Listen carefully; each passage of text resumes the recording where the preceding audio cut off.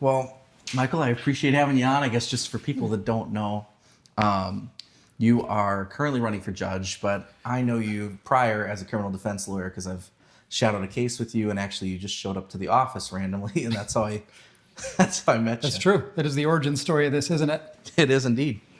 So I guess give everybody a rundown on who you are, what you do.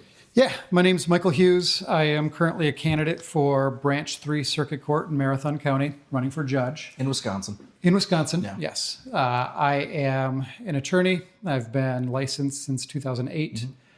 You've known me as a criminal defense lawyer. I've worked in a number of fields in law. I've done criminal work. I've worked as a guardian ad litem in family cases. I've worked in civil litigation. I was a condemnation commissioner for a bit, which is kind of exciting, but maybe not to your What's audience. that? We'll find out. So every now and then the state has to take property for various reasons. Oh, condemning properties. Well, so it wasn't condemning property in this case. What happened is there was a 2-lane road in Portage County that the state wanted to expand into a 4-lane road. Oh. But they couldn't do it unless they had taken various pieces of property along the way. Yeah. And there was a property that was a business that owned a parking lot. Part of that parking lot had to be taken. And the state and the property owner between themselves couldn't figure out what the proper compensation for the taking would be. So they got the condemnation commission involved. There were 3 of us. And it was an interesting hearing. It was largely administrative law, but the property owner had hired an appraiser. The state had hired their appraiser. And everybody came together in the room. It wasn't in a courtroom, but it was in one of the conference rooms at the Portage County Courthouse. And we held an evidentiary hearing where the parties had their counsel, questions were asked, direct examination, cross-examination, and the 3 of us were tasked with determining how the property owners should be compensated. It was kind of neat. That sounds pretty cool. Yeah, it was. I'm excited to have you on, not only because you're kind of changing what you're doing, but I think one of the coolest things is when we were going to the courthouse, and even when we've just had lunch or grabbed a drink here or there, the stories you pull out are absolutely insane. I mean, some of the stuff that I hear from you is absolutely... It's stuff that I think, okay, I saw that in a TV show. I don't think it's real. And a lot of it's real. I mean, it's a privilege to be a lawyer, right? Because nobody calls a lawyer because things are going well, right? I never get a phone call saying, nothing interesting is happening. I hope you have a good day. Bye-bye. And like people call because they have problems and they need help fixing the problems. Not sure if your viewers know, I was pressing you very hard to go to law school, and we met, right? And I was asking you about becoming a lawyer immediately because there's just such a glaring need for legal practitioners in the area that I'll tell anybody who's willing to listen to me, you should contemplate going to law school if you want. Why is there such a fast, why are there so few lawyers? Ugh. I don't know. The short answer is I don't know. I have a couple of hunches, but none of them are fully developed or get to the answer. The harsh reality is that there just aren't enough people handling the cases that exist in the area. So we do have people that are in jail for sometimes months without any meaningful legal representation, which is a problem. And there were thoughts that perhaps the rate of compensation was the reason that many lawyers weren't taking especially criminal cases in the area. When I started practicing, it was very easy to obtain a case in criminal law. The public defender would outsource a lot of their cases, and the lawyer would get $40 an hour, which was pretty low even by standards of 2008, 2009 when I started practicing. But there weren't enough attorneys taking those cases. So eventually the legislature increased the rate of reimbursement to $70. They then increased it to what it's now at is $100 an hour, which is great, right? I was taking those cases at $40 an hour, and I'm certainly thrilled that they're offered at $100. Yeah. But I don't think it did a dent in terms of addressing the need that exists. And there are still people in jail that don't have any meaningful legal representation. While it happens, of course, the cases are largely on hold, which means that the witnesses, law enforcement, especially the victims, they're also kind of held in limbo until representation can be secured. I know the state bar is trying to address it, and they've got a couple of programs that have been designed to bring legal practitioners from the city or freshly graduated into the rural areas. I don't think it has alleviated the concerns. That's something I want to touch on later. Yeah. But I guess let's jump it back. So how did you end up getting into, like, what's your backstory? I mean, starting out when you were a kid. So I grew up in Wausau. I was a student at Rim Mountain Elementary and went to John Muir. And in 8th grade, I think that was the first time we started to have any real control over the classes we wanted to take. I don't know if we called them electives at the time, but I feel like in 8th grade, we got the option to take a speech class or other classes. And I have no idea what the other classes were because it was just very clear to me, I'm going to this speech class. And 9th grade, Wausau West, I'm a freshman. You get more freedom over your course load. And I took debate and I just fell in love with it. You know, the idea of standing up and speaking and telling people what's on your mind and getting that instant feedback, right? Whether you win or lose, but also just having the sort of competition with the other debaters, but doing it verbally it's always fascinating to me. So I always kind of knew from then on that there were a couple of routes that my life was going to take, and lawyer was absolutely at the top of the list. What else was on the list? All of the time. News broadcaster was at the top of the list. Author was there for a while, but Interesting.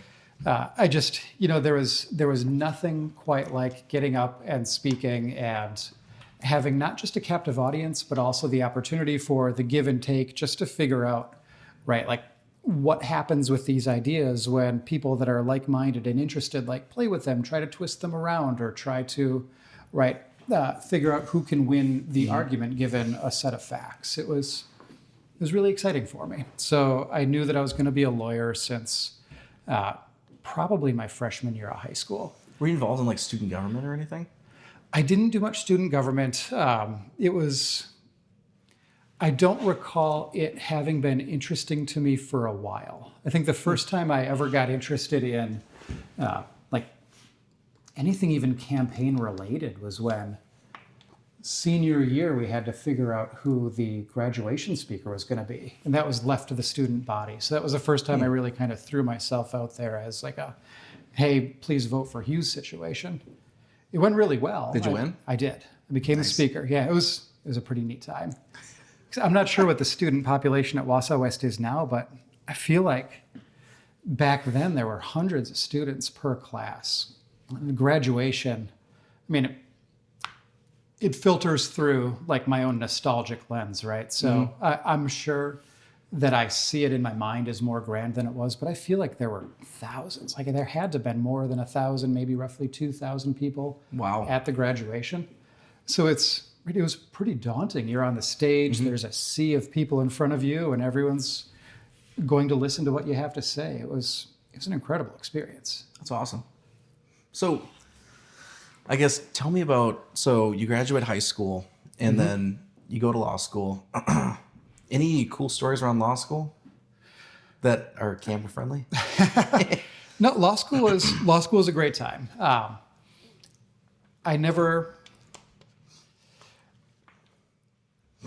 can't imagine I have a story that's uncamera friendly. I mean, law school itself is difficult in that you learn the law through what's kind of like an immersion program. Like, think you want to learn a language. You know there's no better way to do it than to go to a different country and then just get dropped off and left there. Yeah. And for a very long time, you're going to be swimming in frustration because you don't know what's going on. I don't know if any of your audience has had the unfortunate pleasure of talking to a lawyer before, but I think one of our superpowers is to use words that everybody kind of understands, but in a way that they're not necessarily familiar with. And, law school is just learning the language of the law, and it was an immersion program. So for 3 years, we're all just a bunch of students with thick textbooks grappling with the same issues, right? We're trying to find out what is negligence and what is the precise distinction between negligence and recklessness, and why might that matter? And, you might not know what a statute of frauds is coming in, but they do a good job of teaching you a lot of that foundational work. So there was a lot of struggling behind the scenes book learning. My first semester, I hope this is, you prefaced me at some point earlier with like, hey, you've got interesting stories. I hope this is like the most boring story I'll ever tell you. Okay. In first semester, here we go. First semester civil procedure. I wanted to get a good grade, of course, in all of my classes. And I hadn't had any familiarity with civil procedure growing up, which is not surprising. Not many did. Yeah. And I thought, to get ahead in the class, I'm going to spend my time after school transcribing every federal rule of civil procedure. Every single one, I read it and I typed it out. So I knew there was no question that I had read every line of every rule before that exam came. And it worked, right? Got the A+, nothing better than that. But that was law school for a very long time. That is boredom and commitment. It's, if it's worth doing, it's worth doing right. I remember there were various clinical programs that we could get involved in.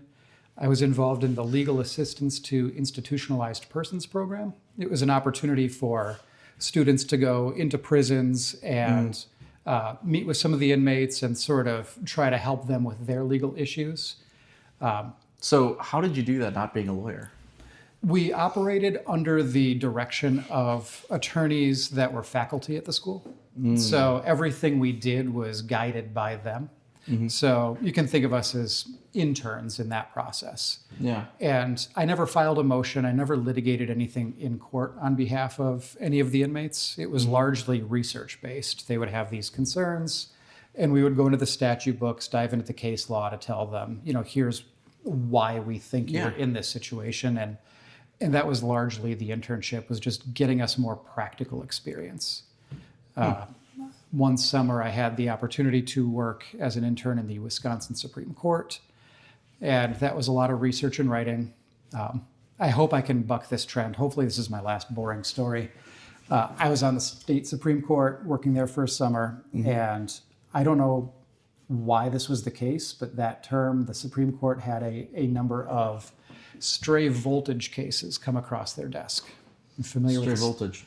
So you're a dairy farmer. You might think at some point that your herd is underperforming. And there are a number of reasons that could be, right? It could be feeding related, it could be environmental. But there are a number of individuals that think that stray voltage from power lines or utility sources could be contributing to the herd's detriment. And if that's the case, right, then there is obviously a reason for the farmer to investigate or perhaps litigate, because that could be qualified as a trespass, right? Of course. You've got voltage that shouldn't be there and it's causing you harm. A lot of those cases at the Supreme Court. So I spent a couple of months just reading and researching evidentiary issues relating to expert witnesses in stray voltage cases. That was law school. Sorry. So how did you go from being, what I'd call like a bookworm in law school to jumping out and then getting into criminal defense? Because from my perspective, you're doing a lot of the boring stuff in school, and then you get out, and from the stories you've told me, I think it's pretty damn exciting. It's really exciting. Being a bookworm can be exciting. I think the challenge is, right, you take everything that's in the books, and then by the time it gets into a courtroom, you need to find a way to distill that and package it in a way that's going to be beneficial for the client. And, right, nobody's going to give you the time of day if you're just going to read a statute book. Yeah. But if you can distill that information into an exciting presentation, that does work. So. And I will say one of the most impressive things that I find with you is and I know we're going to get into it later, but I will say when I ended up shadowing you, and I guess I'll just tell the story. We ended up meeting there, grabbed lunch, and then you're like, hey, if you ever want to do this, and I think you reached out and you're like, hey, I got a case coming up if you want to shadow me on it. And I went there, and there were a lot of twists and turns, and I've I was involved in mock trial when I was younger. Mom, of course, was a lawyer, so I got to see some of the inner workings. But when you were there, I was like, it blew my mind because you were. When we first sat down, I did not think that you had a snowball's chance in hell. I mean, I'll be honest. I think we talked about that at Subway. I was like, why aren't you, like, there's this problem, there's this thing going wrong, why aren't you jumping in? And you were talking about how one of the key things is, like, you can go based off emotion, and you can go based off that. But I think the way that you're an analytical guy, and the way that you pull logic into it absolutely blew my mind. Because I guess it does make sense. You go from law school where it's very by the book, here's the way things are, it's very procedural. You go out into the real world and it's interpreting that. Because the way that you pulled all that together, I was not expecting the case to turn around as extravagantly as it did, because when you sat down, you were just very logical. The other opposing lawyer really had some heart in her, and she was really giving it. And you were just very cool, calm, and collected. Nothing was going wrong. Nothing was going good. Everything was just okay. It was very Matthew McConaughey. And I just remember when we got out of there, you won by a landslide. Like, you did right by your client. And I was like, wow. And even we had talked to a few people afterwards, and they're like, yeah, that was some of the best we've ever seen, because there were gals in the back of the courtroom that were bored watching the thing, eating snacks. Yeah, it's, trials they're a really unique experience, because for a lot of reasons, but what always made sense to me, what I enjoy most about them, is the ultimate decision maker at the jury trial is the jury. Mm-hmm. And the jury, to a disproportionate degree, doesn't spend time in court. They don't read law books. They don't know a lot of the statutes, right? They're not there to be legal experts. They're there to find facts. And you know just as well as I do, most people that aren't in the legal industry are going to avoid the courtroom like a plague, right? Nobody's ever going to ask you, hey, do you want to go to court to have some fun today? Yeah. Right? It's just not going to be an issue. So, right, everybody knows this. People get summons for jury duty. Very, very, very few are ever excited about that. People do it. They're willing to do their civils, perform their civic duty dutifully. Yeah. And it doesn't really mean they want to be there. No one wants to be there. But they also have very little experience there. Courtrooms are really sterile, formal places, right? They're generally adorned with pictures of judges from decades or even centuries back. They're just made to look like an environment that people tend not to spend time in. And as a result, when people walk in there, they don't really know what the rules are. Yeah. Which is why I think everybody in court is kind of amazing. If you want to see somebody's best behavior, put them in a courtroom, because it's just exceedingly rare to see anything but somebody's best in that environment. So you've got your jury, you put them in a courtroom. They don't necessarily want to be there, but they're willing to do their job. They don't know what the rules are. So like their reality in that place is still very nebulous. They're still trying to find their footing, right? Because they're not comfortable for quite a while. And I think in that, they're just trying to figure out, as they observe everything, right? They look at the people, they see the emotions, they see the presentation of the parties. Like, what can they latch onto as what they want the reality of that courtroom to be? It seems like you have to be very intentional with that, because even though they are coming into this new, and for them, some it's an exciting experience, some it's terrifying, some it's just boring. They haven't really gone through it before, but you've done this. I mean, this is your job. You do this day in, day out. How do you prevent getting complacent? Because I could see that being an issue, because it's a tool in your toolbox, but it's one that you have to constantly remind yourself. Yeah, I think it's just important to put myself out of my own perspective, right? I'm going to work. When I go into a courtroom, I'm not scared, I'm not nervous, because I've gone into a courtroom a million times. I've litigated cases in 1/3 of the counties in Wisconsin, right? So I've seen a lot of courtrooms, a lot of different judges, a lot of different legal environments. I've been there, so it's familiar. But if I start to walk into a jury trial thinking that it's just another day in the office, that impacts how the jury is going to see me. And every time I'm in the courtroom litigating on behalf of my client, I need to do my best job to advocate for their interests, right? Regardless of the issue or the client, whether it's a civil or a criminal case, I'm there to help the client. And I need to be mindful of my presentation, right? You're professional, you need to act the part, you need to look the part. Yeah. If I look bored in a courtroom, that just reflects poorly on me.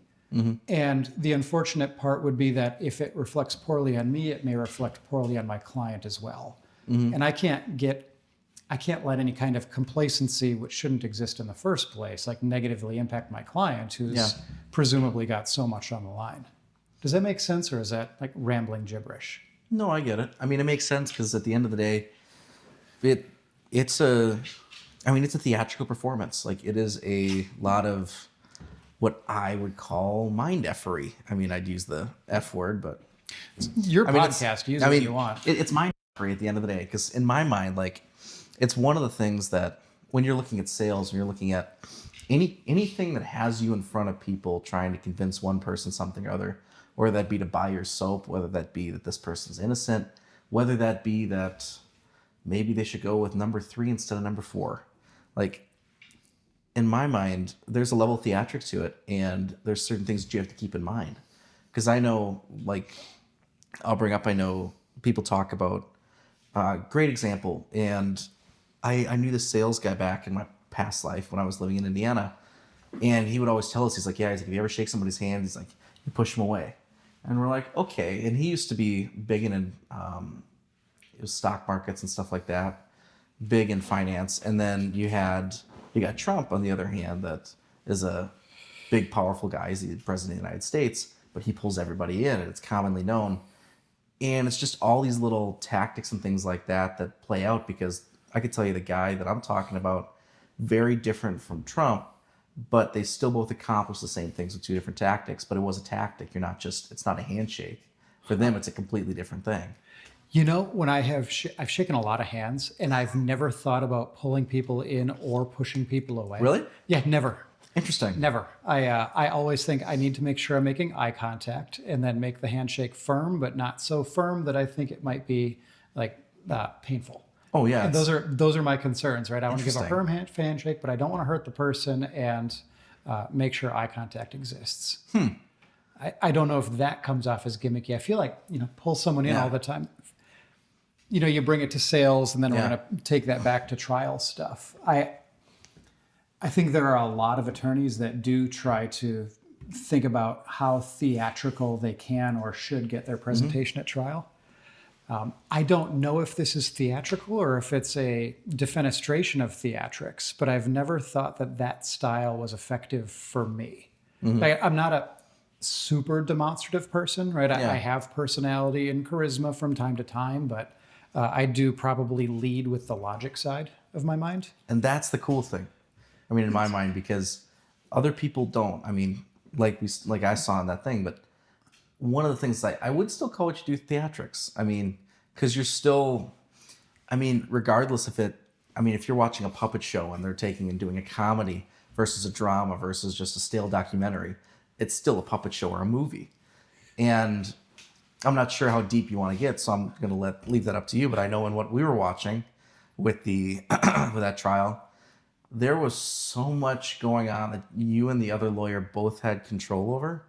And it was 2 completely different mindsets with different external factors that were going on outside of just you and the opposing lawyer. Oh, absolutely. Yeah. And it also goes to that frame of reference of the jury is the ultimate decision maker, and what they see and the significance they attribute to what they see is some of the most important stuff that can happen at the trial. And right, when people are animated, right, sometimes that can work very well. Yeah. And sometimes it might not work so well, because there are 12 different jurors. They're all going to have a different perspective of somebody's animation, right? What works for you, I find repulsive, and vice versa. So, I can't account for everybody's reaction to if I get demonstrative and start making the hand gestures. All I know is that I feel kind of goofy doing it. Yeah. And I feel like if I feel goofy doing it, then it's probably not going to land as well as if I just present as I am. And especially on really significant cases like ours was, right? The allegations were child sex assault. I think it's a case where, right, it comes down to the evidence. Is the evidence there to demonstrate that the defendant Just committed to the crime clarify, beyond a I reasonable was doubt or shadowing. not? I was not the defendant. You were not. You Oh, were not did I the make lawyer. that unclear? No, I'm just Sorry making about sure. You're good. No, yeah, you were a shadow. You were not the defendant. Yes. And those are super emotionally charged cases from the start, right? To think of the allegation hits you viscerally. It does for all of us. That's like a sign that you're human, is that you think of the case and it makes you kind of sick. But the courtroom, right, has a series of rules. A lot of them are read by the judge. And the judge says, right, this is not something to be decided by passion or prejudice, but you have to evaluate all of the evidence and make a reasoned determination based on it. But you're still dealing with humans. I mean, that's the thing that I saw, at least, is when you walk in there, and it seems like, from my perspective, the judge reads those rules, but you still have a variety of different people. And from what I saw, it was not people that would be like, oh, yeah, let's go to a birthday party together. It's people that would never, ever interact with each other. Yeah, that's one of the coolest parts. Especially, they sit there in their chairs and listen to all the evidence. But unless you're at the jury trial and see it firsthand, you don't know how much time that jury spends isolated in that little room by themselves. And at that point, they don't have a trial to watch. They're left to their own devices to socialize and mingle inside of a conference room. But they've got no way out. There's no one else coming in. It's just them right there. So speaking of that room in the back, I know that you know what I'm going into. You ended up telling me that when you go in the back room, and you always told me that throughout the trial, was you don't know what's going to happen. Like, it doesn't matter. Like, you just don't know, because what you were saying, how, like, the story you told me, just go into that about how cases are determined sometimes by juries in the back, from what you've heard. Yeah, so, I mean, the judge instructs the jury that they have to deliberate. And in a criminal case, the 12 jurors have to achieve unanimity before the verdict can be reached. So all 12 of them have to agree that the case has either been one where the state has proven the defendant beyond reasonable doubt or not. And there's not really much guidance as to how to achieve that level of unanimity. But the interesting part is that people rarely get to see what happens inside of the deliberation room. So there are tales, and I haven't seen this myself. I don't think this ever happened in one of my cases. I've heard that a case has been deliberated upon for so long that the jury just agreed, let's flip a coin, and we will all agree with the result, which is kind of wild if you think about it. But sometimes the deliberations go on for so long, and you just wonder what is happening inside that room. Because you can have a multi-day trial. I think the longest deliberation I ever had was somewhere in the realm of 8 to 10 hours. And So they're in that room for 8 to 10 hours straight. yes, they can be. At times, the jury, like before 8 to 10 hours will pass, what you expect is that the jury's going to send a note to the judge saying, we're trying really hard, but we cannot achieve unanimity. And the judge might say, all right, well, I recognize that you're trying and it's really hard. Why don't you try a little bit harder and see what happens? Jury goes back in the deliberation room. They might send another note saying, listen, we can't do this. We cannot achieve unanimity. What happens next? The judge might then read an instruction, which basically informs them, I understand as the court that it's really hard sometimes to get a verdict on a case. And they'll say, but recognize, like, if you can't reach a verdict, then that doesn't mean this is all over. It means that we have to retry the case. We have to bring in all the witnesses. We have to bring in all the attorneys. We have to bring in all the staff, and we have to do this from square one. And that new jury is going to be put in this very same position that you are right now. So please see what you can do. And you understand why after maybe 8 hours of that, right? You're talking to 11 strangers, you're in a conference room, you're outside of your job and your family and your home, you want to get back. You want to do the best you can to follow court's instructions, and you are doing your best. But if all 12 can't agree, that would be a really difficult spot to be in. Yeah. You understand why they would flip a coin. You latched onto that as the most interesting, like inside the deliberation story, but maybe we didn't even talk about it. Did I tell you about the time where there were news cameras inside a deliberation room? Mm-mm. So I think listening. This one's it's a neat one. If I recall correctly, it was back in Milwaukee, and it might have been during the 90s. I think there was a documentary made of this. There was a criminal trial, and it seemed like an open and shut case from the evidence of a felon in possession of a firearm. And my recollection, I didn't do any research before this to make sure that I'm super accurate, so don't hold me to any like terrible level of precision. Again. But I believe that there was a gentleman who had been convicted of a felony who was also at least slightly compromised mentally. He wanted to be a private investigator. I believe he just read in a magazine, like become a private investigator, right? Send us X amount of money and we'll send you all these materials. And he just wanted to do it. One of the things that he was instructed to do to become a private investigator was to get a firearm. So, right when he gets the firearm to be the private investigator, he has the felony on his record. That's pretty obvious evidence of guilt. But I don't know how it happened to be. There was a film crew, or at least a camera, inside the deliberation room. And the deliberations were really pretty rich and wild in that the jury analyzed so many aspects of the case, and I believe the defendant's mental capabilities were analyzed in a way where the jury just didn't feel comfortable convicting, even though they thought the elements of the offense had been met. And when that happens, it's this phenomenon we call jury nullification, which occurs. It's in the legal literature. The jury has the power to see that the elements of the offense are met, but to not convict anyway. And the lawyers are never going to tell a jury about the power to do so. That's not appropriate. The court will never instruct whether they should or shouldn't nullify. It's a really interesting phenomenon, and it was just, I think, amazing that the one time I'm aware that there was a court or a camera in the deliberation room was also the time that the nullification occurred. Interesting. I mean, I'm sure that could definitely play a part. Yeah, it's wild, right? Because you instruct the jury, here are the elements you have to look for, and if the state proves them beyond a reasonable doubt, you should find them guilty. And you know, the nullification potential, it's even kind of in the jury instructions, because the judge will say, if you find the elements have been met, you should find the defendant guilty. If you do not find they are met, you must find them guilty. Yeah. You've got that distinction between should and must, which maybe it doesn't mean much to a lot of people. It means a lot in the lawyer world. Yeah. And that's just kind of how it played out in that case. No, that's interesting. I guess dialing it back. Yeah. So you graduate law school. You worked a few different jobs. What'd you do after law school?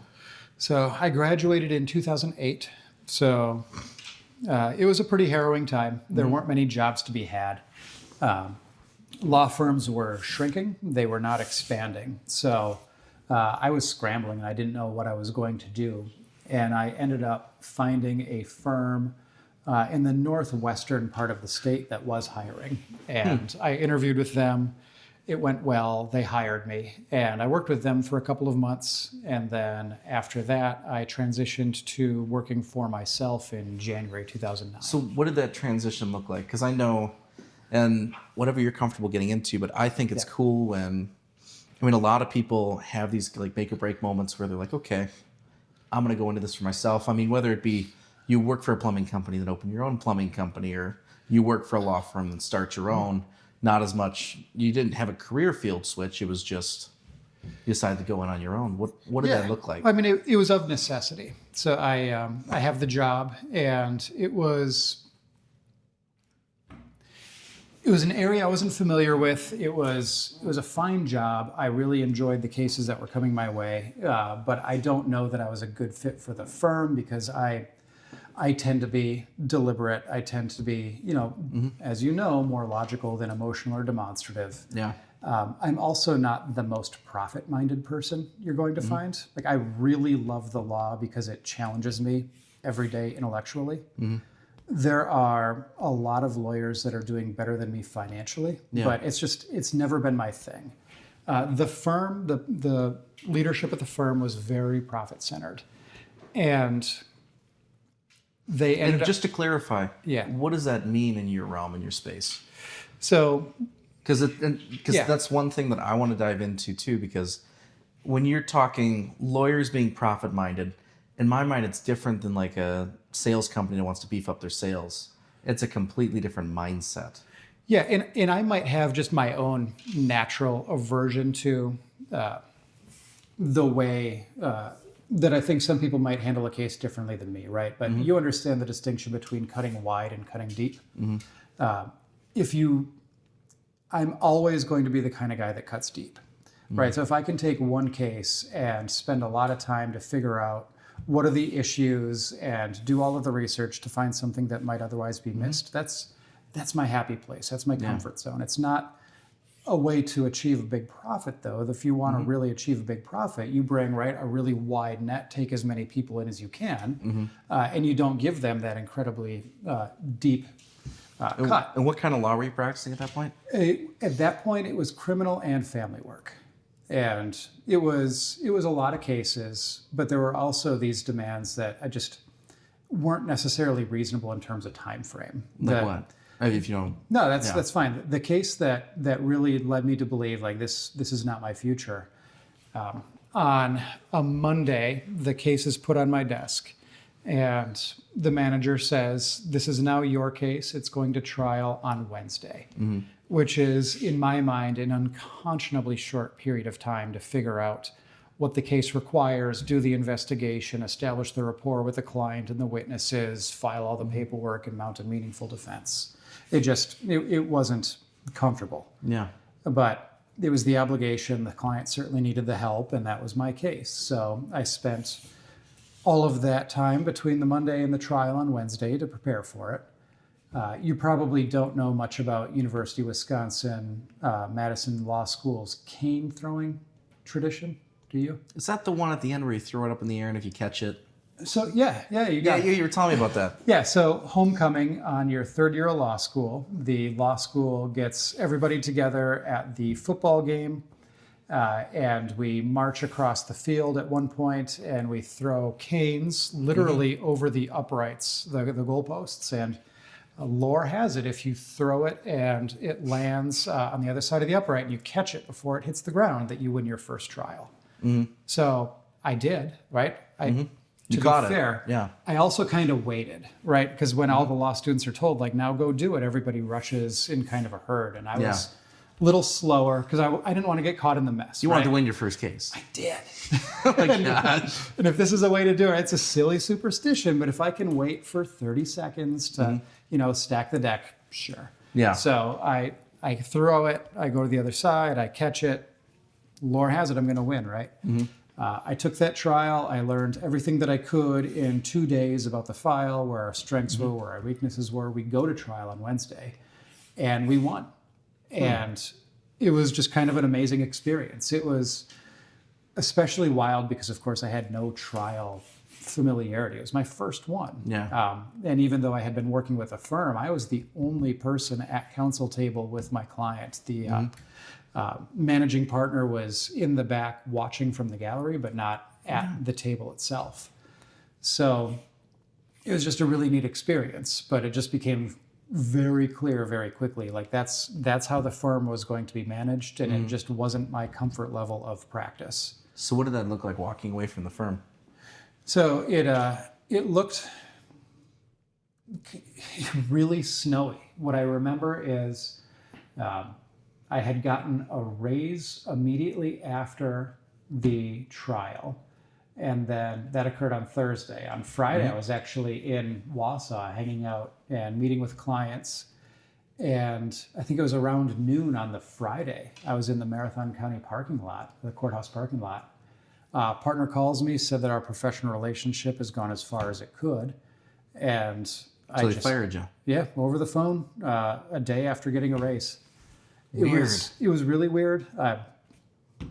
I didn't ask many questions. I wasn't going to fight it. I just knew it wasn't a right fit. So of course I'm not going to fight really hard to make It already sure wasn't working. You're just like, yeah. So I had to drive back because of course I had my stuff there. I lived there. I had to pack everything up, and it was late December of 2008. And I just remember it was being a really snowy day, like those big snowflakes that just accumulate into a very big mass very quickly. yeah. It was that kind of snow.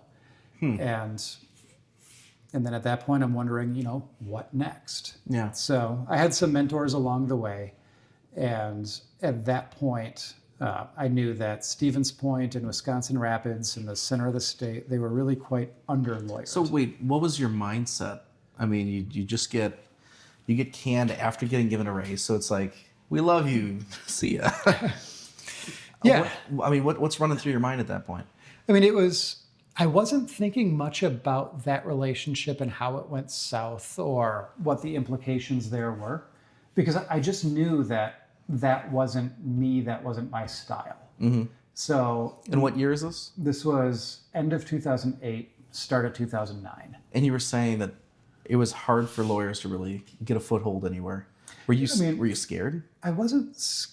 I mean, I was scared until I started calling my mentors, and I just then learned that you can hang a shingle in an under-lawyered part of the state and take criminal defense cases through the public defender's office.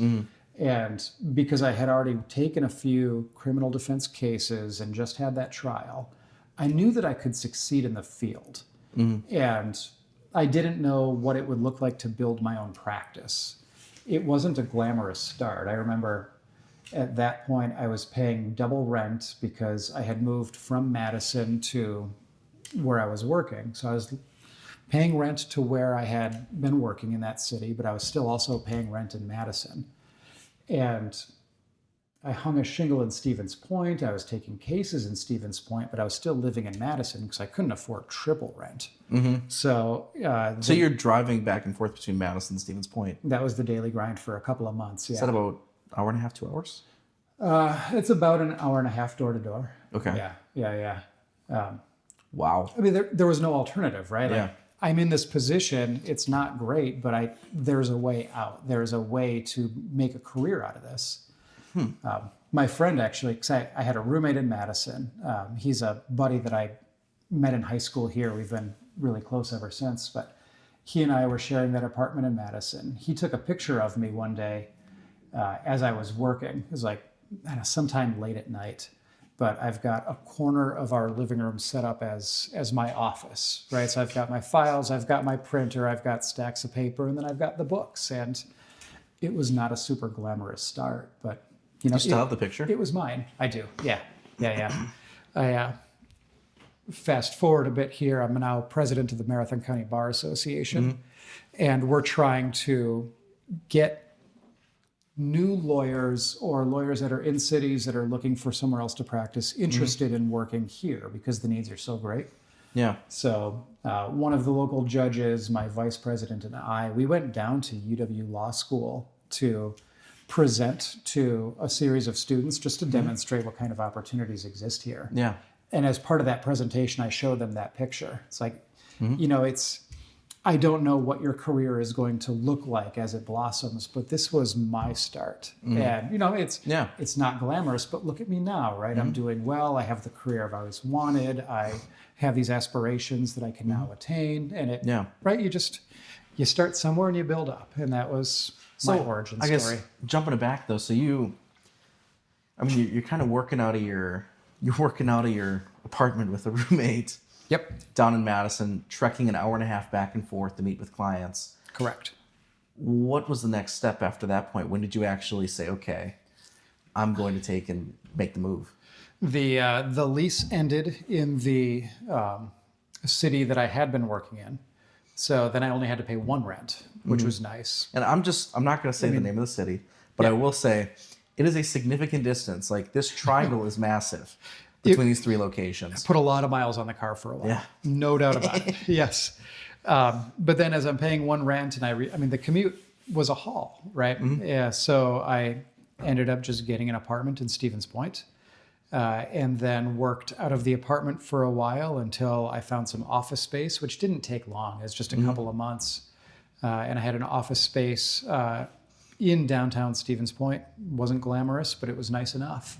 And then I just kept getting nicer offices for a while until my wife and I met, got married, and then we went on another quest.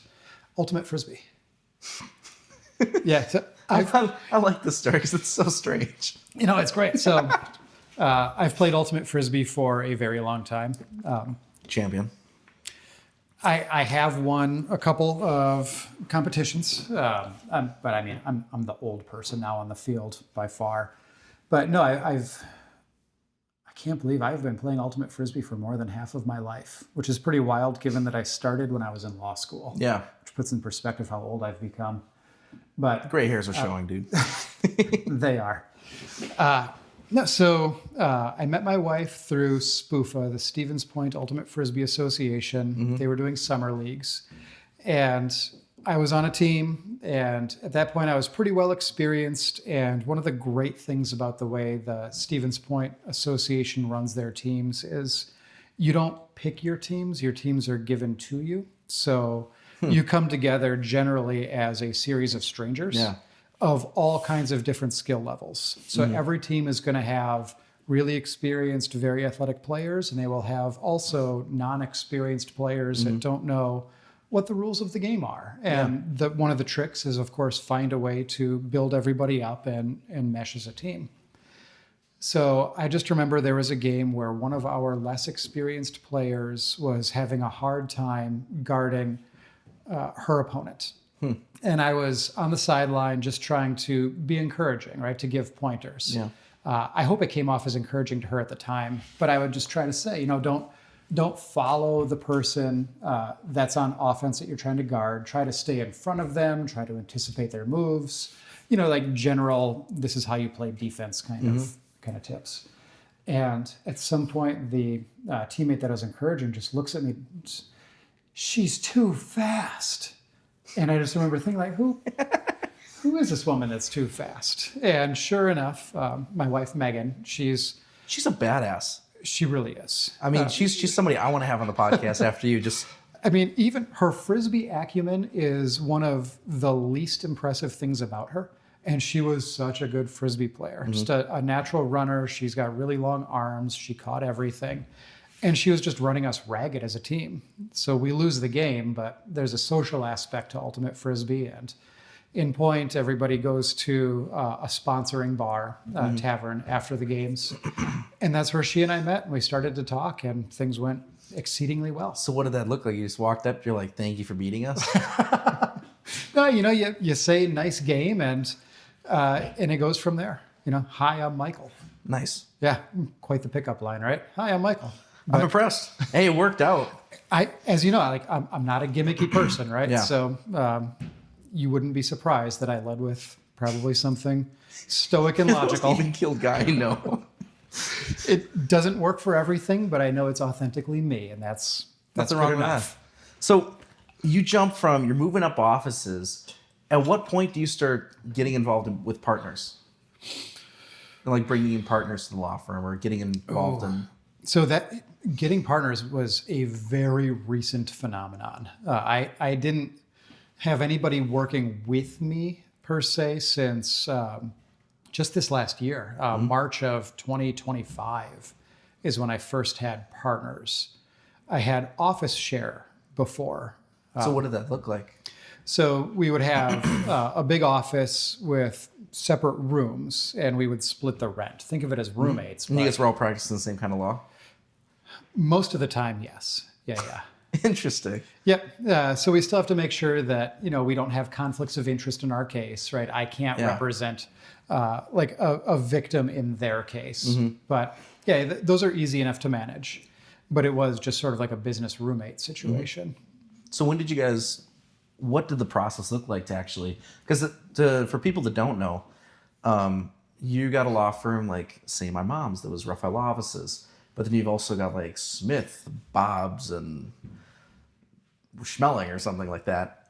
And that's a partnership between where you've got name partners on the wall, and there's a bunch of different lawyers or a couple, two or more, that are actually getting involved in a law firm together. How did you guys come to that conclusion and actually take the leap in that? So don't know that I fully understand the question, so I'll give you what I think is the best information. Redirect me as necessary. So we would have our own legal entities, and for a very long time, I operated as a sole proprietor. Yep. So not an SC, not an LLC, just Michael Hughes, attorney at law. Yeah. And that's how I registered with the bar. That's the name that I put on the business card as well as the door. Yeah. Didn't have any marketing aspect to it. I don't know, outside of this firm with my partners, that I ever spent $1 advertising when I was just working with myself or office sharing. Interesting. So I guess, how did you get into it? Like, or get into saying, like, how did that conversation start where, hey, what if we all went in on a law firm together? I think it was me recognizing that the office that I had was small. It was not glamorous. And that I could get something nicer and better if I partnered with another lawyer and we just pooled our assets. It helped that the first person I worked with, we just really enjoyed each other's company. We became friends very quickly. So it was also nice just to have an office where I wasn't hanging out by myself all of the time. Right. So to have someone to bounce ideas off of, to engage with positively, there's just so many benefits that it just kind of became a no-brainer. That makes we sense. ended up with, it was an office downtown Main Street, second story of a 2-story building, but we had giant windows that were just literally on Main Street. So it was really good visibility for us. So maybe I did spend advertising dollars. I put stickers announcing that I was there and what my phone number was. That is one thing that I find impressive is I work with a lot of different kinds of clients. Some of them really don't need marketing. You guys don't need marketing. Like, that's one of the things that's like, it'd be so easy to do this or that, but there's just so much work out there that you guys have a rare, very rare opportunity in my mind. I'm sure that's true. And I've never thought about it from the marketing perspective because, again, like I'm not a great business owner. I'm a really good lawyer. I'm not a good business owner. Yeah.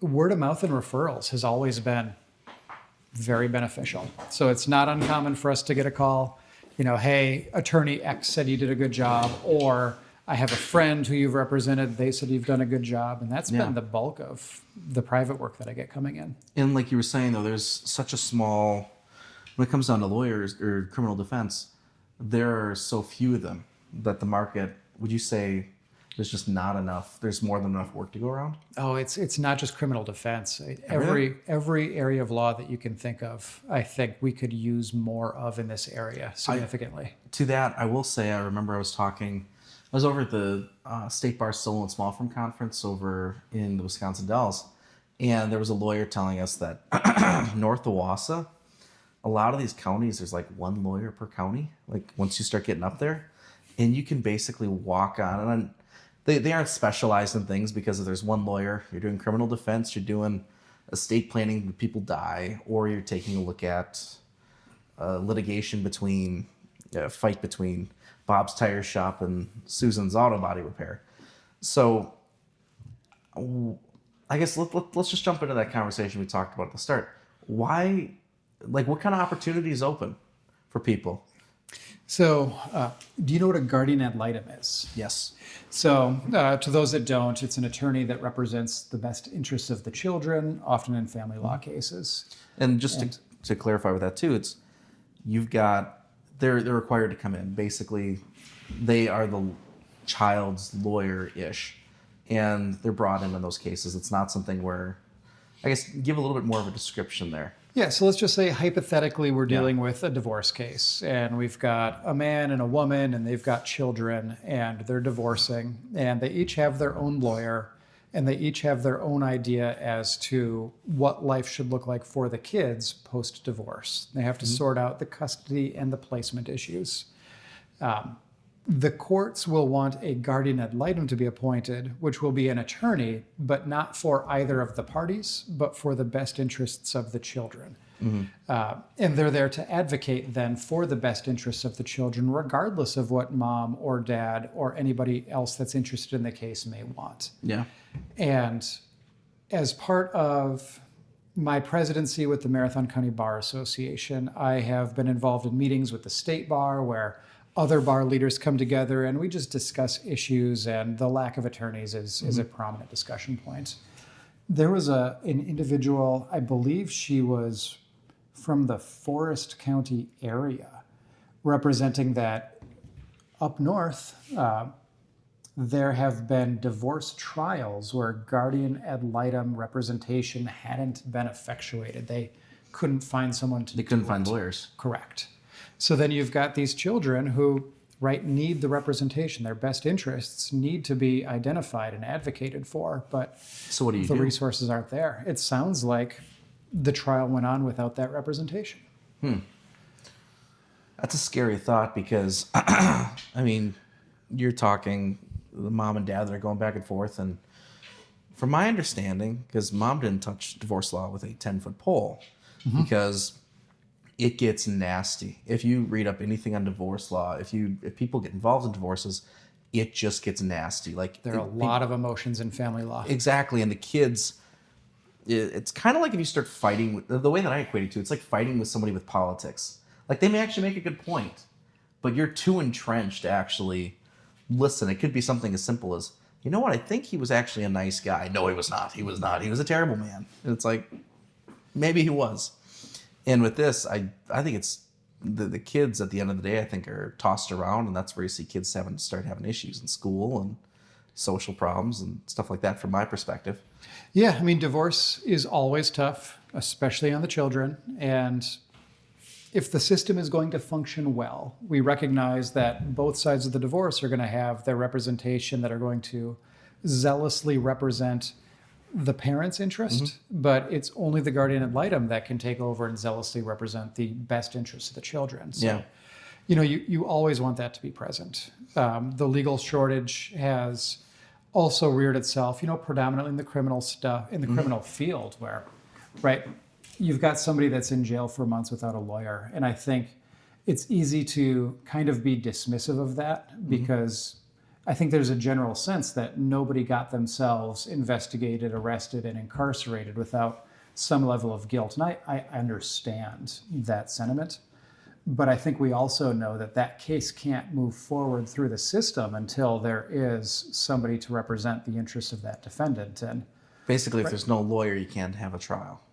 And then you've got the victim, you've got the witnesses, you've got law enforcement. Everybody else is also just waiting for the resolution of that case, right? They need the resolution of the case, and you can't get it until the legal resources exist. If you're talking about somebody that's like a victim, and I guess we don't even know it's a victim, the person who has the charges on them, and they're stuck in jail or they're stuck waiting in limbo, what does that look like over time? I mean, if they're held in jail for, let's say, 8-9 months, well, their life is ruined. I mean, the job you had still is not there. Your business, I'm sure, is dwindling. What repercussions do they have? Can they sue? So I believe that there has been a lawsuit filed on behalf of a series of criminal defendants against the public defender's office. I haven't followed that lawsuit in quite some time. I believe it's docketed in Brown County. Okay. But it's been a while since I've taken a look at that case. Criminal defendants have an absolute constitutional right to an attorney, and the public defender's office has an obligation to appoint counsel in cases where the defendant qualifies. Yeah. Of course, they have limited resources themselves, right? They've only got so many attorneys. They have their own staffing issues. And they try to outsource cases where they can, but if private attorneys don't take them, right, there's nothing they can do. Yeah. So the courts have their own obligation to appoint counsel for indigent defendants. And What does that mean? so whenever the public defender can appoint, they will. But they have their standards of indigency, right? When is someone actually declared indigent for purposes of public defender appointment is, it's in the legislation. And there are times, though, that someone doesn't meet that standard. They have too much money to qualify for a public defender, but they still cannot afford their own for a series of obvious practical reasons. In those instances, the court has its own obligation to appoint counsel for whom they find to be indigent, which is a different standard of indigency than what the public defender utilizes. What's indigent? Indigent just means lacks the resources to hire They don't their have own enough money to attorney. hire a lawyer. Right. Yeah. But the court can't necessarily force an attorney to take a case. I think there's historical precedent. If you think of the old-timey days where, horse and buggy was the predominant means of transportation, right? In those days, there were very few lawyers in the county, and it was seen as sort of an obligation, right? If you are a member of the Bar Association, if you're an attorney, you've got a tremendous privilege because you get to practice law, build your business in the court, and you're going to be treated very well, right? Because, it's a decent way to run a practice if you get to use your JD and become a lawyer. Yeah. So in those days, there was sort of a scratch my back, I'll scratch your situation in play. You get to be a lawyer, you get to manage your own practice, but you're also going to take these cases. Yeah. But that has phased out, and lawyers have become much more specialized ever since the horse and buggy days. Yeah. And these days, I don't know that the courts are going to force any attorney that doesn't practice criminal law to take a criminal case. Right. So if you think of like all the personal injury attorneys that we're familiar with on the billboards. Yeah. Like if a court says, all right, this person's been in jail for a couple of months, that's your case now. I don't know how that's going to go, but I just don't see that ever happening. And I mean, the other thing too is I don't think people understand that when you're talking about different kinds of law, you're talking about basically different jobs, like drastically different jobs. Criminal defense versus like estate planning versus like tax or real estate law. You're talking the difference between a guy that was a bolsterous guy that did debate in college versus somebody who's a little bit more reserved and just wants to kind of sit there and do their job and sit in their office and go home at 5 o'clock. Like there's a vast difference. Yeah, it's like you need to get a surgery. You know that your surgeon went to medical school. You also know that the pediatrician down the street went to medical school too. Pediatrician could be an exceedingly good pediatrician. You probably don't want them to do the surgery. It's just a different specialization, even though a lot of the foundational material is the same. They both went to the same school but walked out with different outcomes. Yeah. Yeah, and they both developed their practice in different ways once they got that degree. Yeah. Yeah, I mean, it does exist that way in law as well. So, I mean, because I think this is one of the biggest opportunities people have. I think there's a lot of them now. I mean, because people talk about one of the big hot topics, and I know this one gets people in hot water a lot of times, is like the trades versus going to college or even just working a job. I mean, I think there's pockets in the world, and especially in the United States, and here we're in Wisconsin, where there's jobs that are open. I know I was talking to a couple guys at a political event, and they were from, I believe it was South or North Carolina, and they were telling me they did primarily divorce work.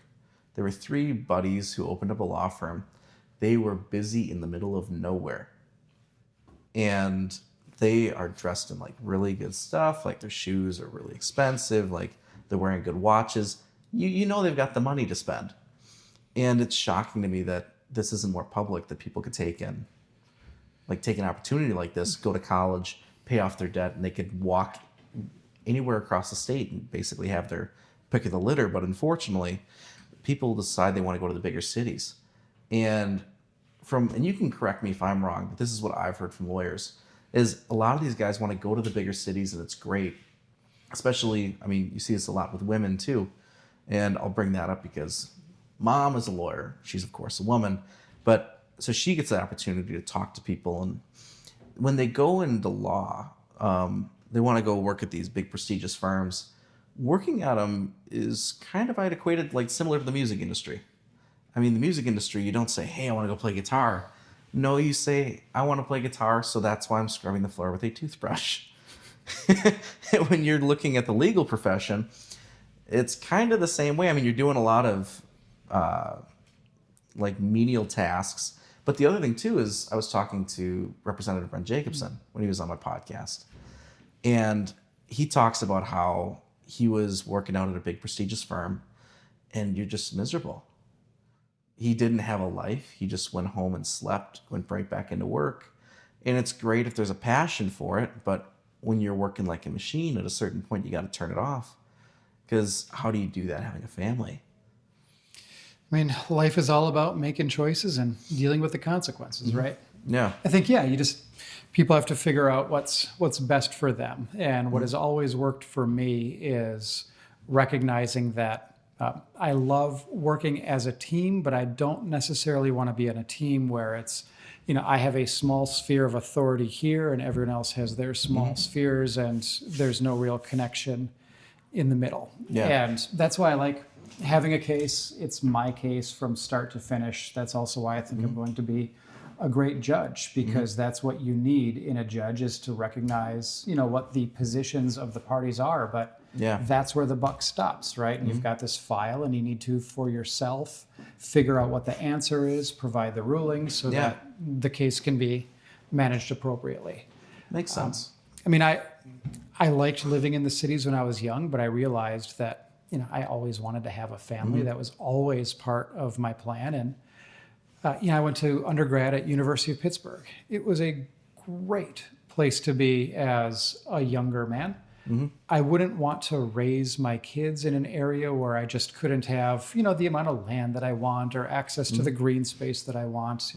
There's like this, I think it's in all of us, but it's a different standard, right? There's this point where there are so many people around that people aren't a community. There's kind of obstacles. Think like traffic jams, right? Like, those are people with stories and families, but they just kind of get seen as like, they're in your way. Why are they going so slow? And that's just not the speed or the style that I was ever interested in.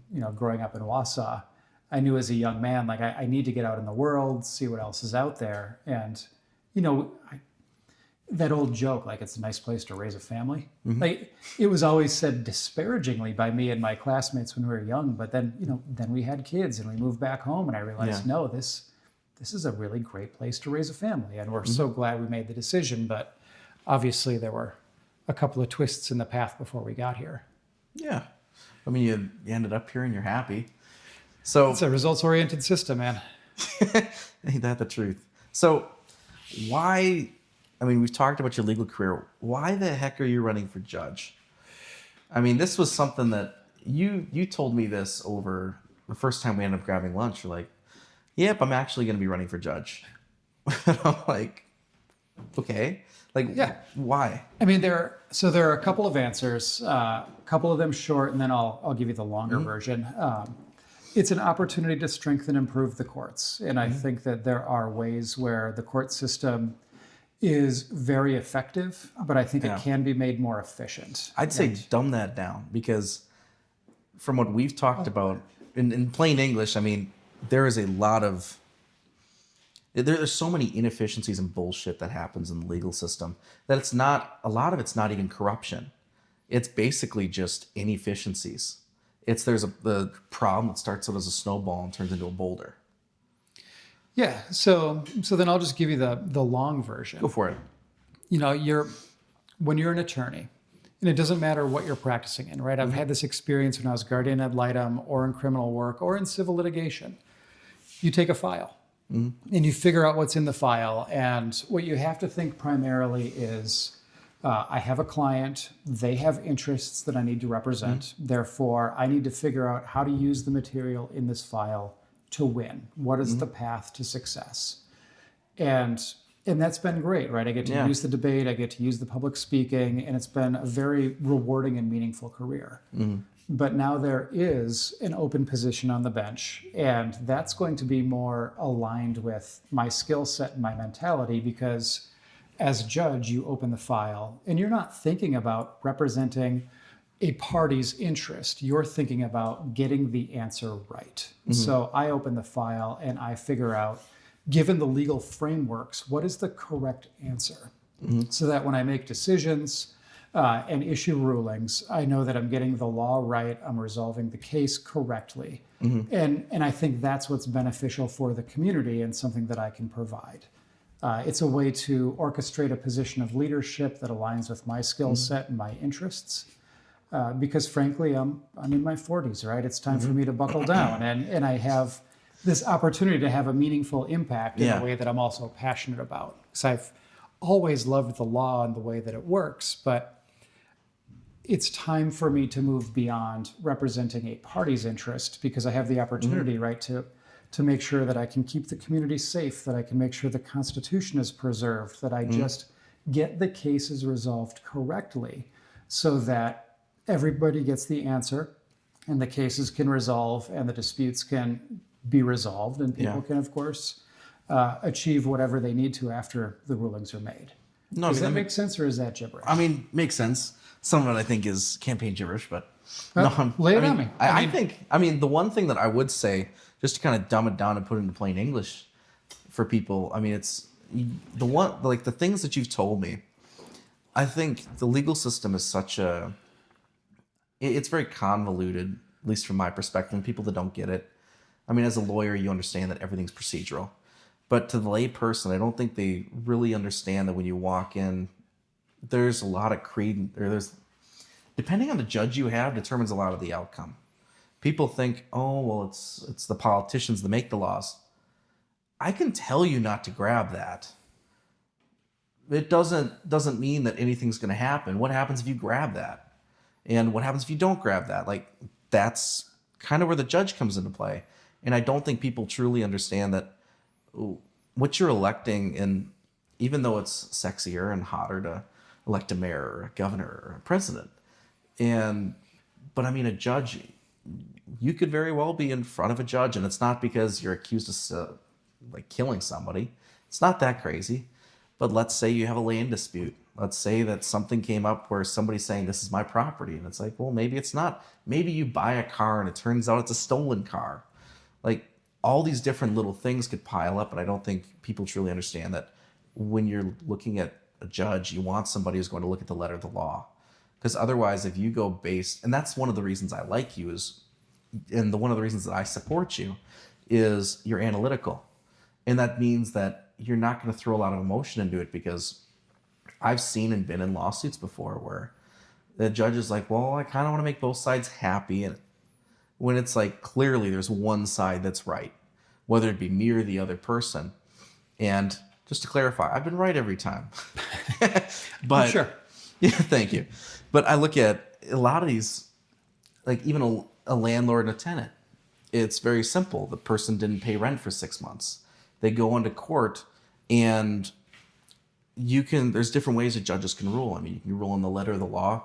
You didn't pay rent for 6 months. Here are the laws that come into place. Here's the money you owe because you owe 6 months worth of rent.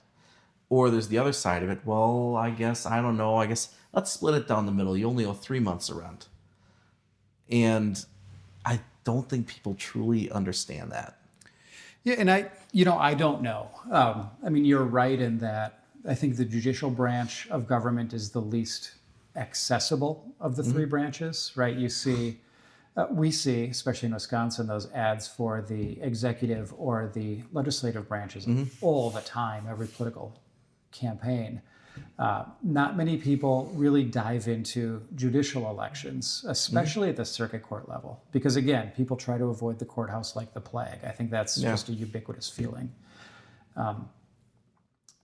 But no, to your point about how to rule as a judge, my plan is, it just feels simple and straightforward and common sense that there is a body of law and it must be followed.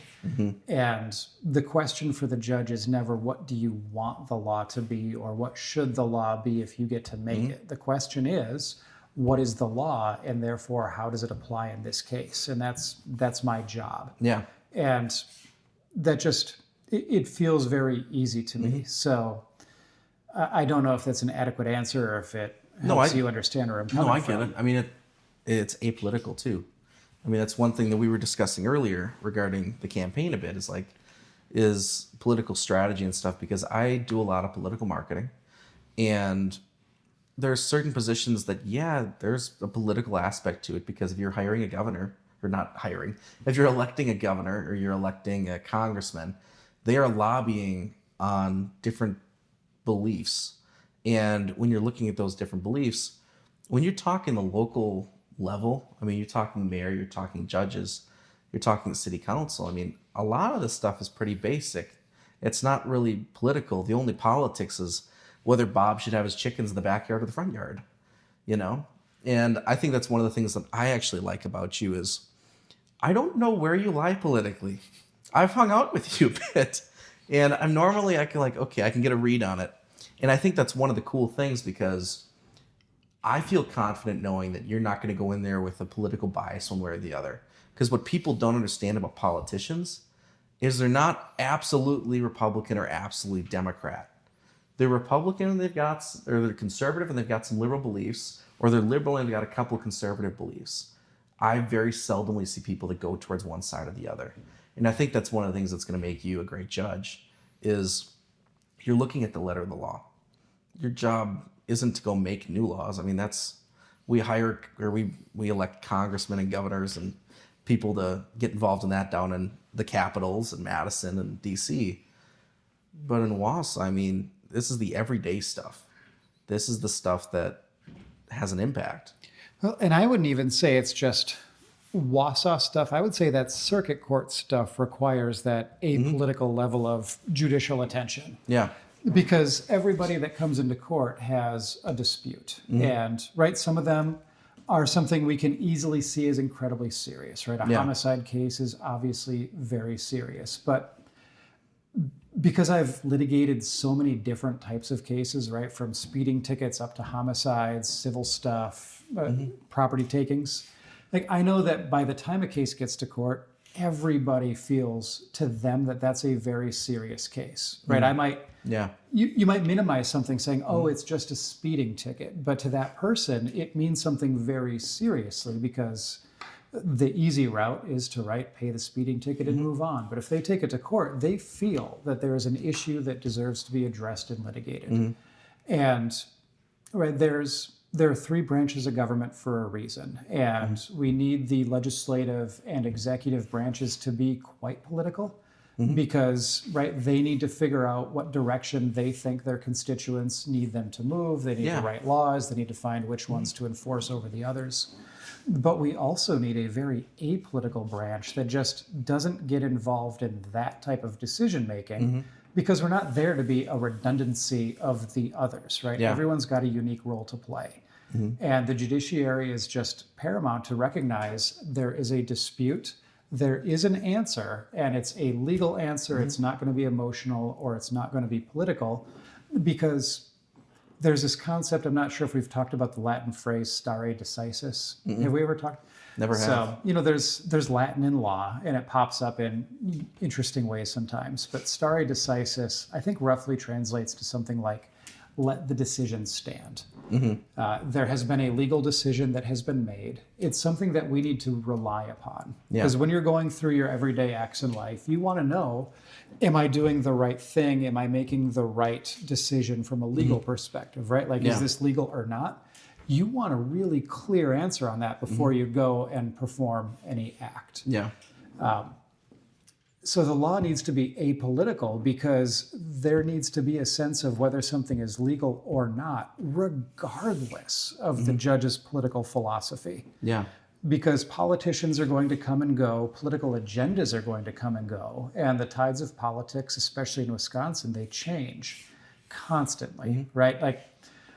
At some point, your preferred party is likely going to be in power, and they're likely going to make decisions and enact laws. And then subsequent to that, the other guys are probably going to be in power, and they're going to advance their agenda. And they're going to be the ebbs and flows, and there's just no way around that. That's how politics in a purple state works. Big time. You need the judiciary to stay away from that, to just recognize there needs to be this stability, this consistency, this predictability, so that we can all make decisions accordingly. That's what I want to be part of. That's my skill set. That's my value add. And I think the other thing too that people don't get is it's great if a judge is on your side, but what happens when the judge ain't? That's what people never consider, because I agree 100%, because a judge's job is not to make the law. It's to interpret it. The law as it's been built by the politicians This year it's the right, next year it's the left, the year after that it's the right, back and forth again. I don't know. I think that's a really cool perspective personally, and that's something that I know we've chatted about, and it's been a dicey topic lately. I mean, because everything's politicized. Like I'd say since 2023, it's really gone up. Like it's been heating up for a while, but it's really, I mean, that last election really sparked things up, and people are starting to look at elections in a different light. And I think it's cool to still keep it grounded because, I mean, some of these positions, like mayor's a great one, just to illuminate that one. I mean, what does a mayor really have say on? They can't argue abortion or gun control or anything like that. A mayor can make sure that your property taxes stay in check, and they can make sure your water's cheaper or your water's more expensive, whatever. That's their job. And I love the point that you made where you're staying within your purpose, because I think a lot of times people, and I know this is going to be a contentious statement, but a lot of times people will try to use their soapbox for an unintended purpose. Musicians, actors, if they were just an actor down at the local Broadway center singing music on a Friday night, and they came up to you and they're like, I can't believe what Trump did here. It was good. It was bad, whatever. You'd be looking at it being, okay, that's cool. And then now your actors saying, because they're on both sides of the aisle, musicians and actors. Now they're saying this, and you're going to believe them. I think it gets out there a little bit. No, that's fair. I mean, I guess I can tell you that I don't get much of my political guidance from actors or musicians. Mm-hmm. So I don't know that I have much of a framework for what that conversation may look like. It's just, exceedingly important to recognize that as judge, right? If everything goes my way, I get the position. Yeah. Right. It's not just like I'm an actor making a political statement, that I'm a public official. I have been chosen for that responsibility. Yeah. So it's fundamentally important to give the constituents what they need, which is, not my own personal political beliefs, but me doing the job that they elected me to do, and stay within those bounds. It's fairness. Yeah, it's predictability and consistency, right? It's boring, but it's steadfast, it's resolute, and it's really important when it comes to an institution like the law, which is not supposed to be flashy or it's quite boring most of the time. Transient.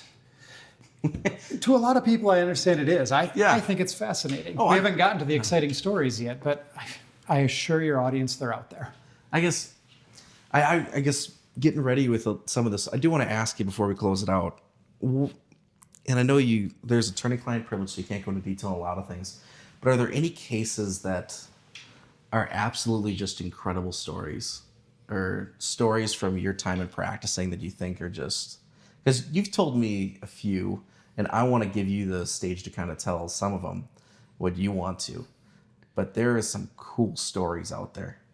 No, there really are. And I think one of my favorite stories from trial is just from a set of facts that when you look at them, they just make you think there's no way this could have been a real dispute. Why was there a trial? And the fundamental question just boiled down into, did person A have contact with person B? Mm-hmm. And there was no dispute that there was a rule in place. Person A was not supposed to have contact with person B. And at some point, law enforcement thought that there was contact between the people. So they go to person B's apartment. They knock on the door, and person A answers, right? Hello, how you doing? And police are asking, like, have you had contact with person B? Yeah. A says, yeah, absolutely. B's here right now. And officers walk into the apartment, and it looks like a scene that so many of us are familiar with any given time. There's dinner that's being made. Person A is there with children who are of teenage age. And everybody's just cooking and setting the table and casually talking. And there are three people in the living room. There's A and the two children. and there are 4 place settings. So law enforcement asks, where's B? So, B's in the bedroom, hanging out. So police walk over to the bedroom, the door's closed, they knock, B answers, says, hey, come on in, and there's B. And that was the case, right? That was the extent of the facts that were generated at trial. And the question is, right, did A have contact with B? And it's unquestionable that there were 4 place settings at the table, that A and B were in the same apartment at the very same time. And you figure they're in the same residence at the same time. But they weren't supposed to have contact with each other. And that was the issue, right? They're not supposed to have contact. And the question at trial was, did they have contact? And we had a 2-day trial over this one. And Really? We did. It's interesting to reminisce about because it's been so long, but I remember, because it was a 2-day trial, during my closing argument, I'm representing person B, and I'm saying that the state did not prove that there was contact. And one of my arguments was that nobody really told you what contact was supposed to be, right? Is it physical contact? What constitutes contact by definition? Because the judge never further defined that phrase. It was for the jury to determine whether whatever that was contact. So I knew that the jury had been there for 2 days, and whenever there is a trial, there are a number of people in the courtroom, including the judge, clerk of court, court reporter. Yeah. And I remember at some point in my closing argument walking up to the jury, and I was pretty close to them, maybe like 15 feet away, but there was a lot of eye contact. And I asked the jurors, you've been in this room for 2 days, and that court reporter, who is either 10 or 30 feet away from you, depending on where you're sitting, she's been in the same room with you the whole time. And then I asked, but have you had contact with her? And then I remember seeing there are few light bulbs that went off, and people start scratching their head. And that was the question, right? Yeah. Is being in the same place the same as having contact with somebody? Wow. And one of the jury instructions that the judge read prior to the deliberation of the jury was informing the jury that of the meaning of reasonable doubt. And it's like a several paragraph instruction, but one of the lines that stuck out to me was that reasonable doubt is doubt that causes a person of ordinary intelligence to pause or hesitate in the matters of everyday life. Yeah. So I remember asking the jury, right? You've been in the same room with this court reporter. Have you had contact with her? And then I answered, at the very least, does it make you pause or hesitate when you try to discern whether you've had contact with her? And the jury deliberated for, I believe, 3 hours, but they ended up coming back not guilty on that one. Wow. That they were not supposed to have contact. They were in the same apartment at the same time in different rooms, and the jury acquitted. It was 2-day trial, though. Yeah, it was exhausting, right? Because again, right, it feels simple. There's not much it feels facts easy. there. You might think that's a really meaningless trial, not serious, right? Yeah. But it meant a lot to the people that were involved. To my client, it meant a tremendous amount because client didn't want to be convicted of a crime, and that was a criminal trial. And the question is, should that be seen as a crime, right? He's in his bedroom under those circumstances. Does that deserve the label of criminal? The jury decided no. That's insane. It was interesting. Yeah, it's something that, you don't necessarily, when you pick up that file, think it's going to be this tremendously significant, serious case. Most cases never make it to trial. So many of them, roughly 99% of them, resolve through a plea agreement. But the state wasn't willing to make a deal that client would accept. Client wasn't willing to make a deal that the state would accept. So you have to have the trial. You have to resolve the case. And that's how it shook out. That blows my mind, because I think the other thing too is people don't know that they can just walk in and go to any trial. Yeah, most open trials. to the public. I mean, you can say, okay, look up the court doc, and you can go watch an axe murder trial. You can go watch renter owes landlord money, or you can watch 2 guys argue out whose girlfriend is right.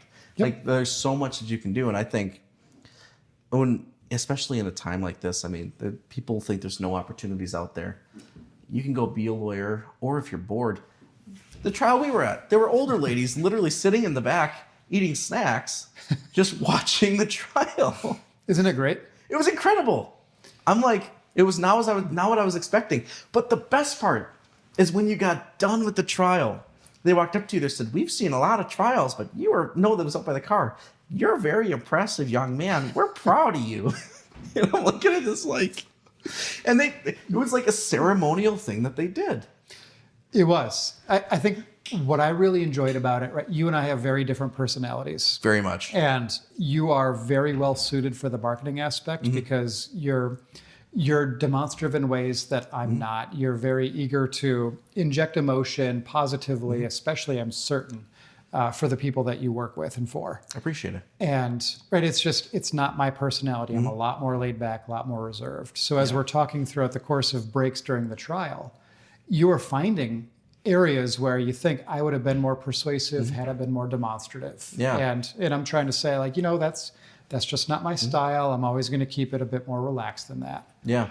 And when we left, there were those two observers that were that paid some lip service to appreciating just kind of like being reserved and never losing the calm, collected sense. And then there were two jurors that were driving away in the parking lot. And I just asked them, right, like, can you give me some feedback? What worked, what didn't? And I think they both said, like, you were just so calm and so patient that it just really worked. They said the other lawyer was flying off the handle and you were just sitting there just calm. Calm and patient gets you out of a lot of jams. But they all looked at you like a celebrity. Like, that's the part that I was like, blew my mind, because in my 4 pages of notes that I took with questions or critiques of, like, why the hell didn't you do this? Like, what happened with this? What happened with that? And you're just like, I had to erase 2 pages of notes, actually 3 pages of notes, because when we finally went through and chatted, because we grabbed drinks to take and like talk through everything, like what exactly happened. I only had like 7 questions out of 4 pages. They were good questions. I mean, don't undersell the importance of those 7 questions. No, I appreciate that, but it blows my mind. I think that's one of the things that I never had the perspective of, because like you said, we are drastically different. What's always worked for me is I'm very much, I'm a sizzle, not steak guy. Like, of course I want to have a good product. I always have a good product because it's kind of hard to sell something that sucks.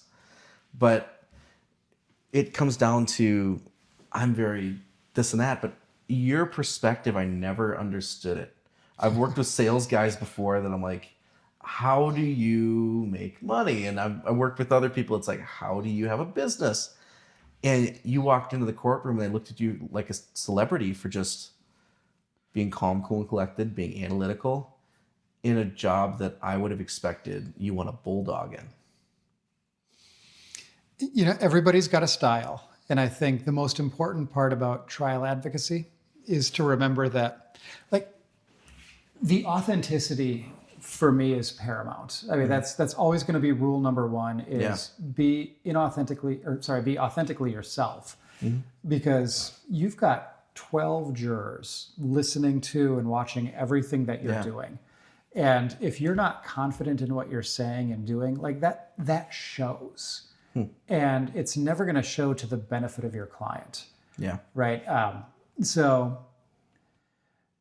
I guess it also just kind of factors into one of my paradigms in life. Like, I've thought about this a lot throughout the years. Like, there are going to be a bucket of times in your life where you walk away from something that went poorly, right? Whether it's a relationship or a business agreement or some kind of financial, so many times you walk away from something and it has gone wrong. Yeah. And to me, the worst case scenario is that if you walk away from those interactions thinking, things would have been better if only I had been more honest, or if only I had been more authentically myself. Yeah. Like, I can't imagine a worse outcome. So I just realized, like, I'm not the bulldog that people see in movies or in TV, but I think I'm just incredibly effective because I found my style and it does work. Yeah. And It's not big and bold and dynamic, but it's pragmatic and it is substantive as all get out. And it's just as effective.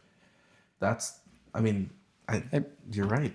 It's as effective as I can get. And Yeah. right, I'm a human. I'm subject to limitations. Yeah. I've got my own flaws, but in terms of the way I approach public speaking and litigation and the law, like this has worked for me, and I also have to value that it's just who I am. Yeah. No, that's interesting.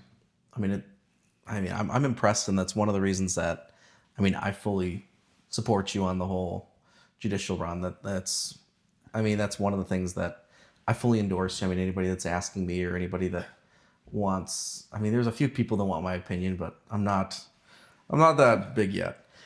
But that's one of the reasons that I think you're going to do great. And I'm excited to see how this campaign trails out for you, because I truly think you've got a shot. And even if you don't get it, I think you will, but even if you don't, I still think there's no better criminal defense lawyer that I've seen, because I've dealt with a few. You aren't the first one. And Understood. so but the way that you go about things, I think that's one thing I do want to touch on too, is playing to your strengths. Just like walk through that, because I don't think people truly, I don't think people understand how important what you just got done saying was. What do you mean? What, like playing to your strengths? Like, sales guys are a great example of this. Like, that's what I've always been good at. Is, my style is sizzle. So like when I was selling audio equipment, I remember telling one guy, "Man, this microphone's smooth. Like, it's as smooth as fudge dripping off hot fudge dripping off a cold Sunday on a hot summer day." And he went for it. But that's my style. And I looked at other guys. They're very used to work with churches, or they used to work with businesses, and they were very pragmatic, or they were very relational, or there was a guy that just worked with prisons, and he had his own style. And you looked at some of these guys and you're like, it doesn't really work until you look at the numbers and the stats, and you're like, they're doing good.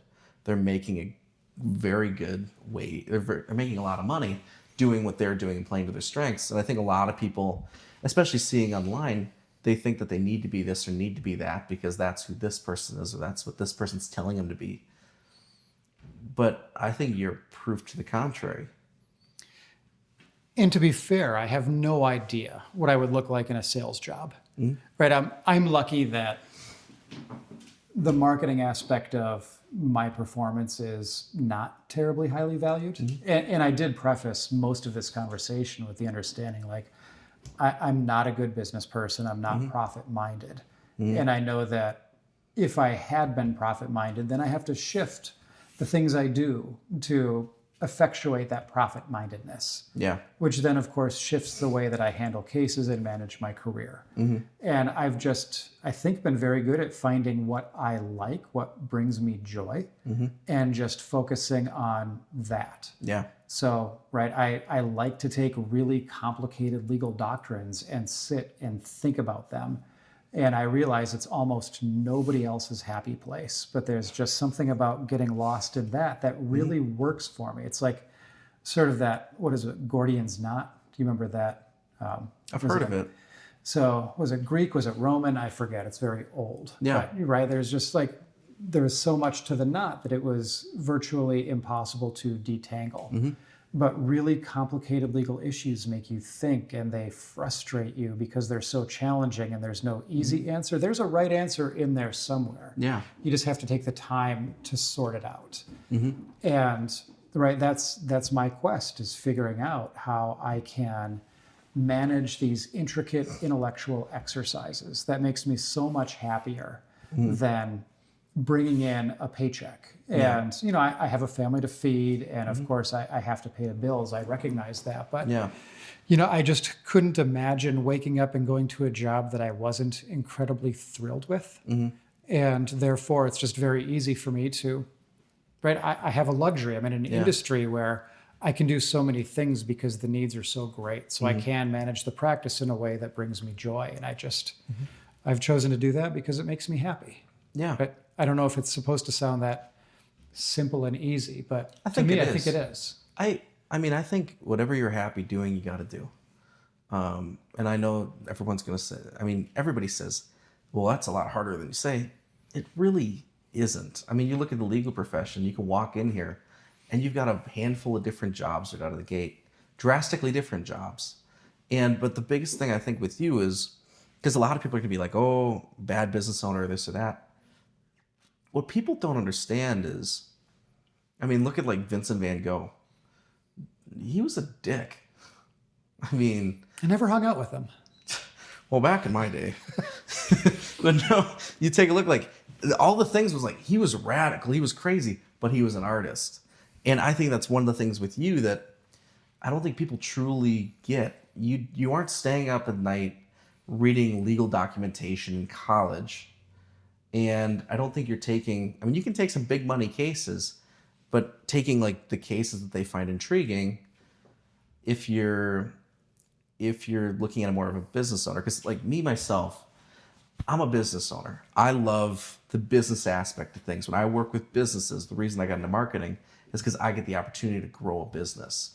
Like that thrills me, like beyond the money. Like, okay, I know I need to get paid for the services I offer, and I do have rent, and I've got car payments and insurance and all the BS. But you're the same. I mean, you're an artist with what you do. You're very good at it, and you're somebody who, if you didn't get a paycheck for the rest of the year and your bills were covered, you'd still do what you're doing, and you'd be very effective at it. And I think one of the things that you can get wrong is, as an artist, I don't think it's always rational, because everyone's like, well, you could take and do this and grow the business and do this and become rich. But when you find what truly brings you happiness and fulfillment, and you're really good at it, there's a place for people like you in the world that I think gets often neglected in like this, I guess, this hunt and kill mindset nowadays, where people want to make millions of dollars, buy a Bugatti. If that's what you want to do, by all means, go do it. Yeah, I mean, I think the studies have been around for quite a while. That the question is, does money buy happiness? Mm-hmm. And to a limited extent, we know that it does. Yeah. Up until the point where your basic needs are met, right? Because if you can't afford your basic needs, that is a tremendous stressor, and you can't look past that. But when you have the food, the shelter, the clothing, when you are comfortable, the basic needs are there. Additional money does not equate to additional happiness. I think it's just really easy for us to visualize. We win the lottery, we get a whole lot of money, therefore our problems go away. They won't. No. You might have fancier stuff.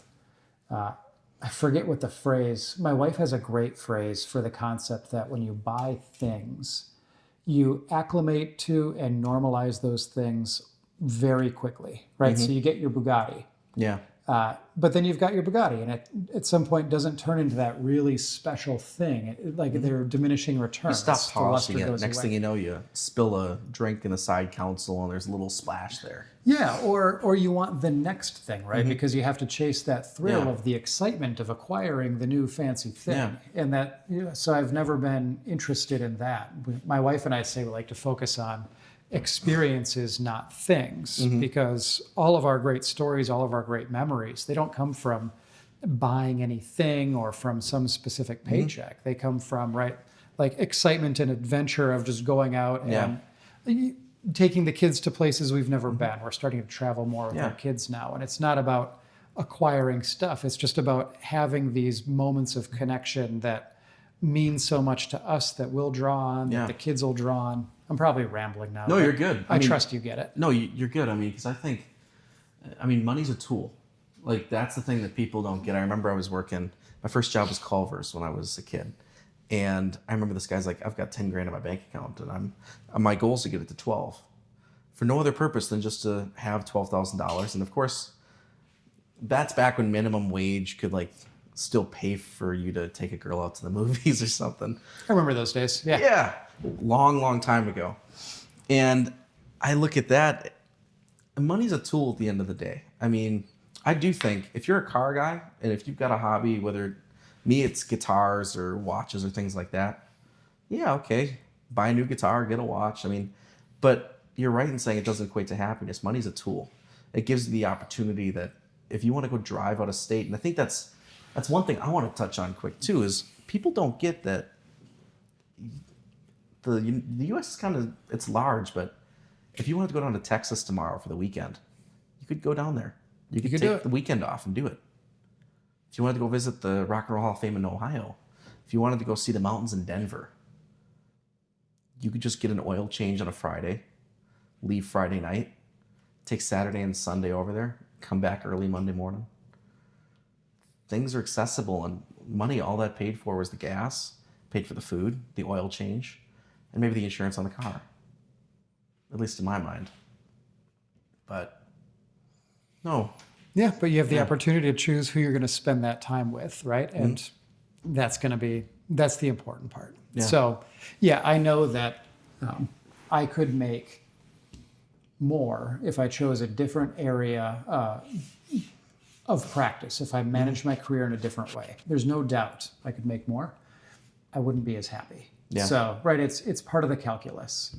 I think there was a joke when we were coming out of law school that, right, those big law jobs that you had discussed, there are a lot of people that really want those jobs. And there's also another contingent that sees that, some really want the rat race, right? Let's get back to the kids moving to the cities, and they're not going to prioritize having a family. They're going to prioritize climbing the corporate ladder. Yeah. The world needs that. And I'm glad that those people are there. It's not my mentality, but there is another contingent that sees, to work 80 hours a week at the rates that Big Law is paying, that's functionally 2 full-time jobs. That's a real dedication. And if that makes those people happy, that's wonderful. I just always knew that, to me, it was much more cerebral than it was at really any other point in my practice. I respect it. I think it's incredible. That's the reason I wanted you on the podcast. Was I think you're the perfect example, and you're the complete freaking opposite of me. So that's one of the other reasons. But I think I love that you take on what you do, and I love the way you go about it, because your whole persona and the identity that you have is one that I don't see a lot. I mean, and that's, I got to say, I have a lot of respect for you in that sense, and I appreciate you. Appreciate that. You betcha. I appreciate you taking the time to do this, and I wish you the best of luck in the campaign moving forward. No, this is great. I never thought of myself as sitting down for, how long have we been here? 2 hours-ish? Dang near, yeah. And it's, it's a good conversation when it goes that fast, and you realize, wow, that time really flew. But no, I appreciate the opportunity. It's a format that I'm not accustomed to communicating in. So I was curious, what will this be like? How will it feel? So thanks for the opportunity. It's really helpful. Betcha. Sweet. Right on. And that's a podcast. That is indeed a podcast. Welcome.